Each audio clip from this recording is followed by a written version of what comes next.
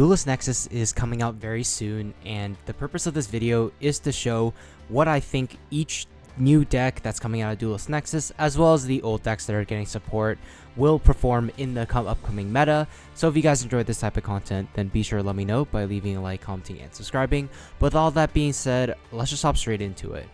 So we're going to start off with the very first deck that's getting new support, that being Magnetium. So Magnetium is getting Visas Armatara and Magnetium Trade from Duelist Nexus, and overall it makes the deck a lot more consistent because Visas Armatara now is able to add either the reframing if they need to add a card to supplement their end board, or they can add the field spell Calarium if they need a starter. So Visas Armatara is very flexible for that reason. Trade is also great because it gives you more access to Magnetium Meek, which is the best tuner in the deck. It also gives the deck access to a much higher ceiling, being a quote-unquote FTK with King Calamities and Crimson Dragon. Definitely something you should be aware of when facing this deck. They can go for the FTK line if they're not just going for like a standard combo. Regardless, this new support also makes them less vulnerable to Nibiru because of a card like Crimson Dragon as well, because now they're able to summon Barone on their 5th summon and still be able to combo off, whereas before they weren't able to do that as consistently. So overall, the new support makes Magnetium a lot better, and I think it's going to be a tier 1.5 / tier 2 deck. The reason I'm not putting it in tier 1.5 is because I could be overestimating this deck and could be a little biased because I play this deck myself. But personally, I feel that this deck is incredibly powerful, has a lot of gas, and with the right ban list, potentially, it will definitely be the best deck in the format, in my opinion. So moving on to the next deck now, it's going to be Pearly. So Pearly now got a Pearly Noir and Pearly Shirley, and these cards are honestly incredible. It gives the deck overall more consistency. So with a Pearly Noir, you're able to now have a consistent way to access your trap, meaning you have consistent ways to get Pearly Yeep and then go into your Noir from there. It also makes Pearly rank ups a lot easier because now you have 3 more quick play spells you can use to rank up, being a Sleepy Memory, whereas before you couldn't target Sleepy Memory for either of the Pearly effects. But now you have something very good to go into. You're going to be guaranteed to draw during your opponent's standby phase, and since you're guaranteed to be able to set the trap, then you can flip the trap during your opponent's standby phase, put a Noir on top of the small Noir, and then get another draw. So definitely ups the consistency of Pearly a lot. I'm not too sure how relevant the Pearly Shirley trap will be. It's a nice thing to have in their toolkit, but even if it wasn't a thing, a Pearly Noir is incredibly good in the deck. Overall, I think this is going to make Pearly a tier 1.5 / tier 2 contender.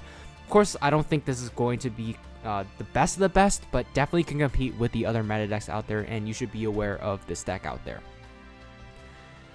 Next up is Rescue Ace. So Rescue Ace definitely got a lot more consistent with the addition of Emergency, acting as well, essentially an emergency teleport for the best cards in their deck. So they're able to summon out Turbulence a lot more consistent. They have more consistency because they have more starters now, and they have a card like Preventer to give them a higher ceiling by being more disruptive on your opponent's turn. Let's say they have their Rescue Ace monsters to be able to summon out other Rescue Aces from the deck. Now you can summon out Preventer and get a quick effect Book of Moon. Preventer is also a great extender because you can banish a Rescue Ace, summon it, link it off, Preventer brings back that banished Rescue Ace, so you just get more fodder from there. So overall, very, very strong support for the Rescue Ace deck. Definitely makes it competitive, and I think it will be a solid tier 2 deck. The reason I'm not putting it any higher is because I think, unlike the OCG, we don't have Max C over here, and that was one of the deck's biggest strengths in the OCG, I feel like, was being able to play around Maxi or just have Maxi not really matter. But here in the TCG, I think as a mid-range deck, it's not bad for sure, but I don't think it's going to be one of the top decks out there. But it can definitely still compete with them. Next up is Inferno Knight. So Inferno Knight got quite a few new cards. They got more consistency with a card like Noble Arms Museum to be able to add a Noble Arms card from their deck to your hand. So they get a Rhoda for more of their Rhodas, essentially. It also has a nice bonus effect to be able to summon as an extension. It also has a higher ceiling now with Charlemagne or King Charles, the Link 1, because now you're able to supplement your end board with a spell and trap negate, in addition to regular Emperor Charles's effects to pop. So very strong support for this deck, and I definitely think it brings it back into the meta, whereas before it was just completely irrelevant. I think at the end of the day, this is going to be a tier 2 deck. It's solid enough to compete with the other decks out there, but I don't think it's going to be taking over the meta anytime soon, because this not only takes an experienced pilot, but it also is an uphill battle going up against some of the other decks out there, and it can just be outclassed by some of the other combo decks in the format as well. Next up is Unchained. So Unchained got quite a few new cards in this set as well. They definitely have a lot more consistency and a much higher ceiling now with Unchained Soul King Yama and Sharavra.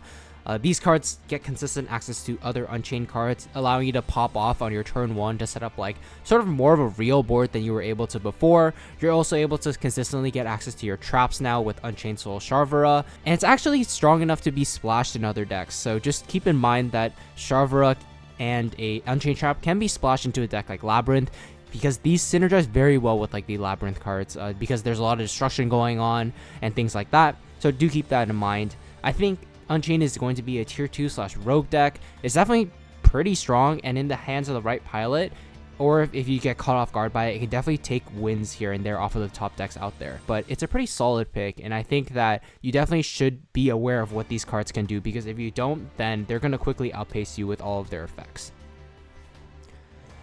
Next up is Runic. So all Runic got was Sleipnir, the Runic main, but this card actually does a lot for the any Runic strategy.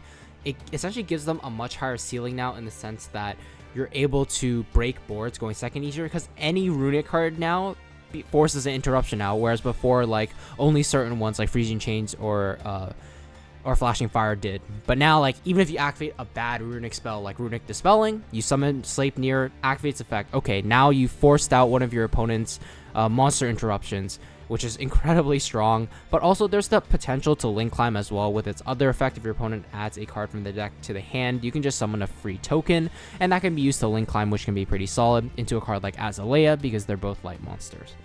I think Runic is still going to be a tier 1 deck. I don't think this like makes the deck like any better than it was. It's already a pretty solid engine out there, but now they have this extra card in their toolkit, which will make them a little bit better. Next up is Tastina. So Tastina, there's not too much for me to say at the moment. Tastina doesn't really have too many cards to make a coherent archetype, at least on its own.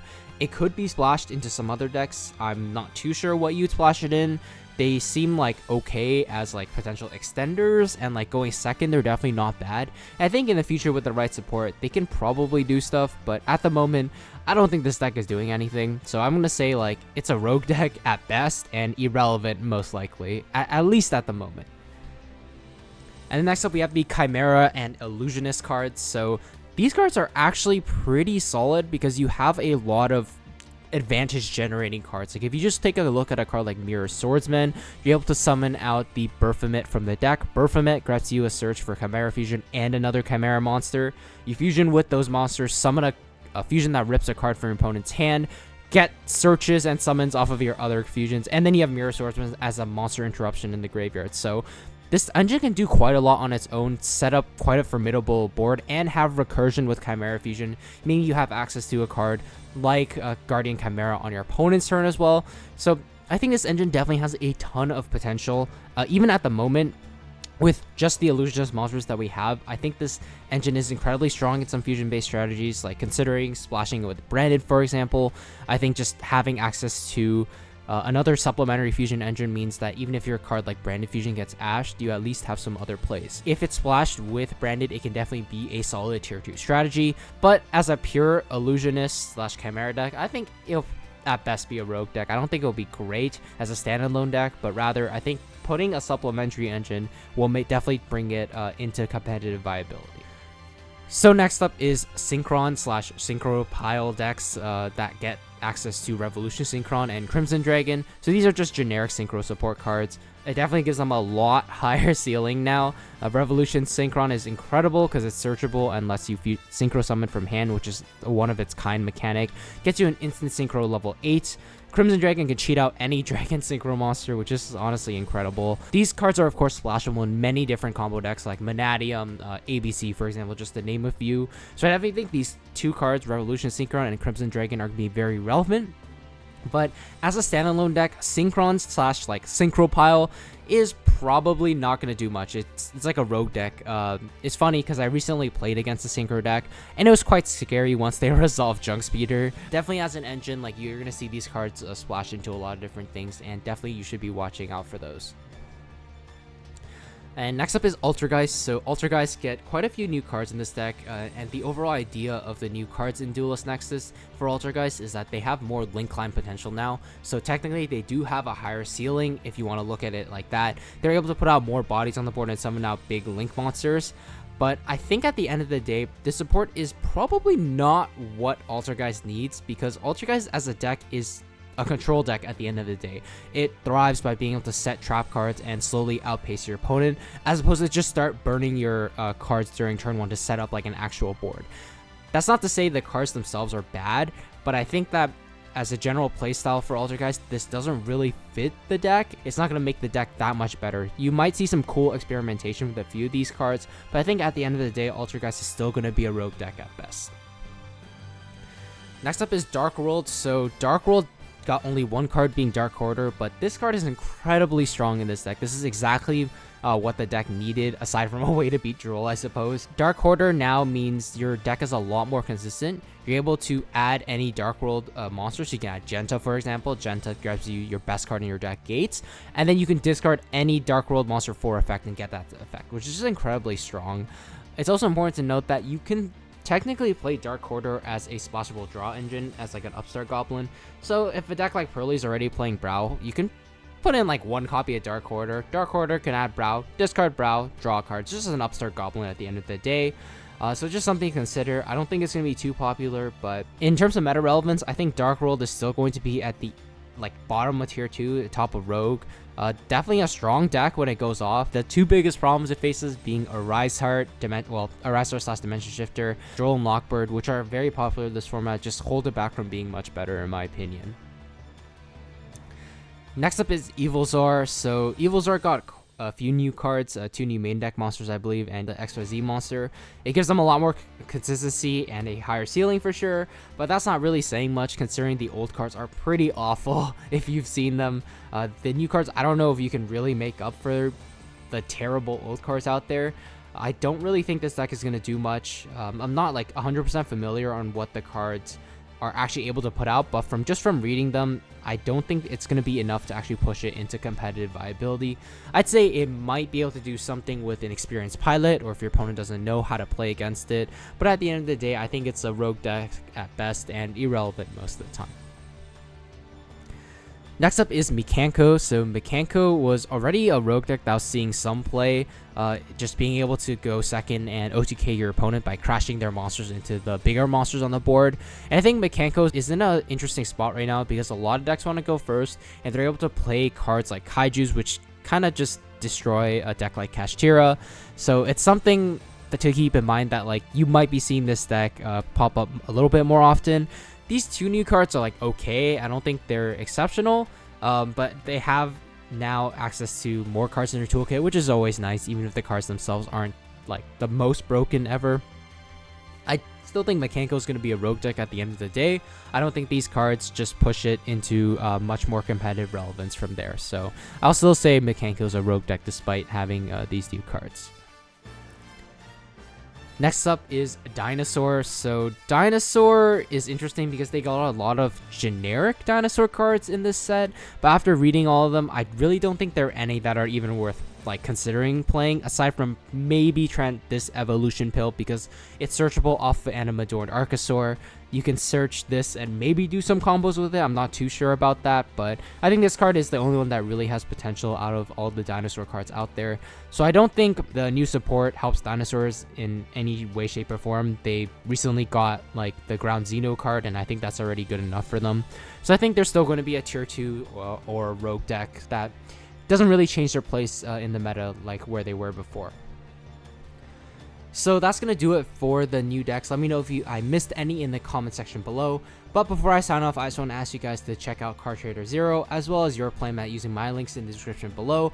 If you're trying to purchase cards from overseas without having to pay exorbitant shipping, or purchasing your own custom sleeves, tabletop mats, or playmats, be sure to use my links in the description below to get a discount as well as help the channel out. But with all that being said, I just want to thank you guys so much for watching, and I will see you guys in the next one. Take care.